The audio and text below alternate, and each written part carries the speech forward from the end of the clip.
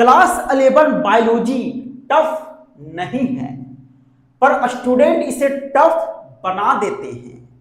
और इसके पीछे रीजन क्या है? सिर्फ 5 गलतियां जो 90% स्टूडेंट करते हैं। और यदि तुमने ये 5 गलतियां अवॉइड कर दी तो 90+ लाना बहुत ही आसान हो जाएगा।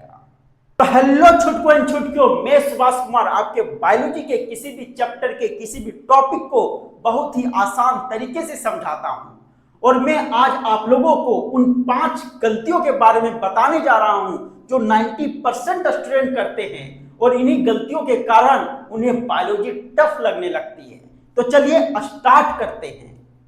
अब मैं उन 5 गलतियों के बारे में बताने जा रहा हूं जो 90% स्टूडेंट करते हैं। तो सबसे पहला गलती क्या है?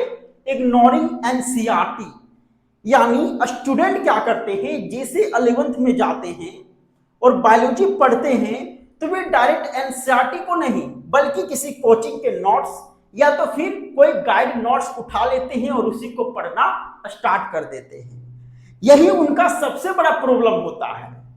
एनसीईआरटी को पढ़ना बहुत ज्यादा जरूरी है क्योंकि एग्जाम में जो भी सवाल आते हैं, जो भी क्वेश्चन आते हैं, वो एनसीईआरटी बेस्ड पे ही होते हैं। इसी कारण एनसीईआरटी को लाइन बाय लाइन पढ़ना चाहिए। नंबर 2, रोट लर्निंग यानी स्टडिंग विदाउट अंडरस्टैंड। यानी स्टूडेंट करते क्या है कि वे बायोलॉजी को रटना स्टार्ट कर देते हैं और बाद में फिर भूल जाते हैं। तो ऐसा होना नहीं चाहिए।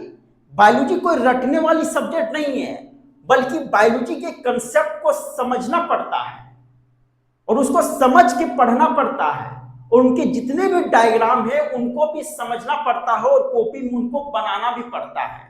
इसी कारण बायोलॉजी के सब्जेक्ट को रटना नहीं है, बल्कि उसके सारे कंसेप्ट को, सारी चीजों को बेहतरीन तरीके से समझना है और स्पेशली डायग्राम को भी। और नंबर 3 क्या है? Not revision regularly. यानी बच्चा सोचता है कि पढ़ लिए तो सारा दिमाग में घुस जाएगा, लेकिन वही क्या होता है कि एक दिन पढ़ा, 2 दिन बाद फिर वह भूल जाता है। तो इसका सबसे बड़ा रीजन क्या होता है कि रिवीजन ना करना। क्योंकि बायोलॉजी एक ऐसा सब्जेक्ट है जिसमें भूलना सबसे बड़ी प्रॉब्लम है।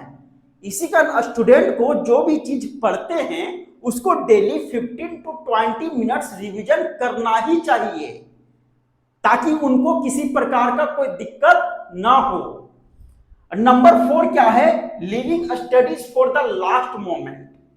यानी स्टूडेंट सोचता है कि अभी तो एग्जाम बहुत दूर है, अभी छोड़ते हैं ना, और क्या करते हैं कि अभी वह स्किप कर देते हैं, अभी वह छोड़ देते हैं और फिर जब एग्जाम टाइम आता है तब फिर पढ़ना स्टार्ट करते हैं।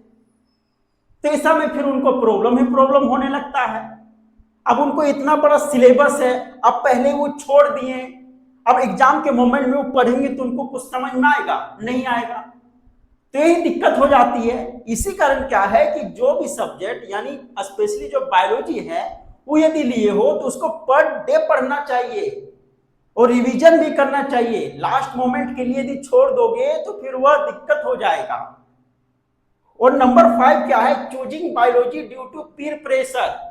आनी बोलता है मेरा दोस्त बायोलॉजी लिया है, हम भी लेंगे।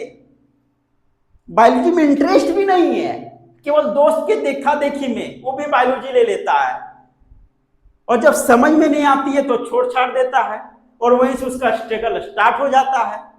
तो ऐसा गलती नहीं करना है। आपको रियल में यदि बायोलॉजी में इंटरेस्ट है तो बायोलॉजी लीजिए, किसी के देखा देखी में बायोलॉजी सब्जेक्ट को लेना नहीं है। तो ये थे आपके 5 गलतियां जो 90% स्टूडेंट क्या करते हैं, ये गलतियां करते हैं। इसी कारण इन गलतियों को अवॉइड करना बहुत ही ज्यादा जरूरी है। और अगर तुमने ये 5 गलतियों को एकदम अवॉइड कर दिया तो 90+ लाना कोई टफ वाली बात नहीं होगी, एकदम इजी हो जाएगा। बस एक काम करना है कि कंसिस्टेंसी को बरकरार रखना है और एनसीईआरटी को फॉलो करते रहना है। तो आई होप कि यह वीडियो आपको बहुत ही अच्छा लगा होगा। यदि वीडियो पसंद आया हो तो लाइक कीजिए और बायोलॉजी को इजी तरीके से समझना है तो चैनल को सब्सक्राइब जरूर कीजिए। मिलते हैं नेक्स्ट वीडियो में। धन्यवाद।